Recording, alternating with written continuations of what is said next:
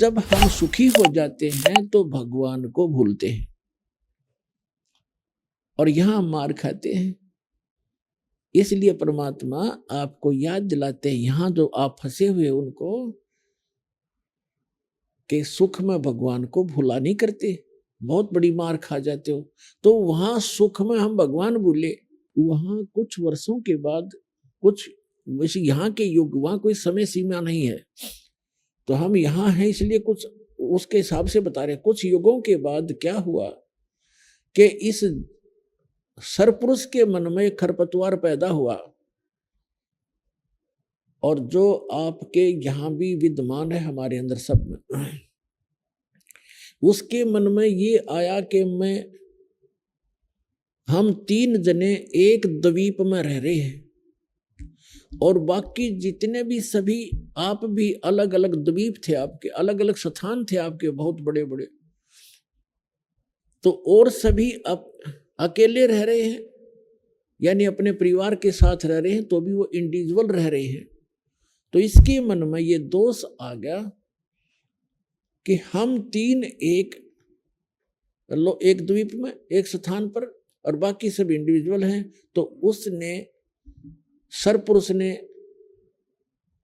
अलग से स्थान प्राप्त करने के लिए तपस्या शुरू कर दी।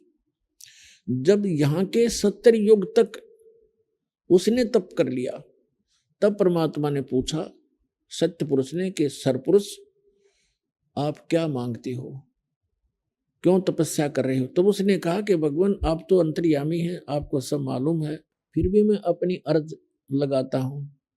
ये स्थान मेरे लिए कम है, हम 3 एक स्थान पर रह रहे हैं, अचिंत, अक्षर पुरुष और सरपुरुष। हम तीनों एक स्थान पर रह रहे हैं, अन्य भाइयों के पास सब बहनों के पास अलग से स्थान है, मैं अपना अलग स्थान चाहता हूं। तब परमात्मा ने सतपुरुष ने कहा कि आपको 21 ब्रह्मांड देता हूं।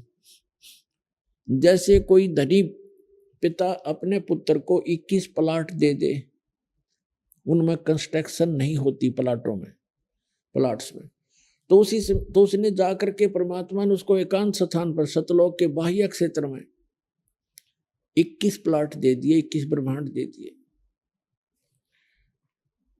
अब ये सरपुरुष वहां घूम रहा है, कभी उस प्लाट को देख रहा है, कभी उस प्लाट को देख रहा है, कभी उसको देख रहा है, खाली पड़े।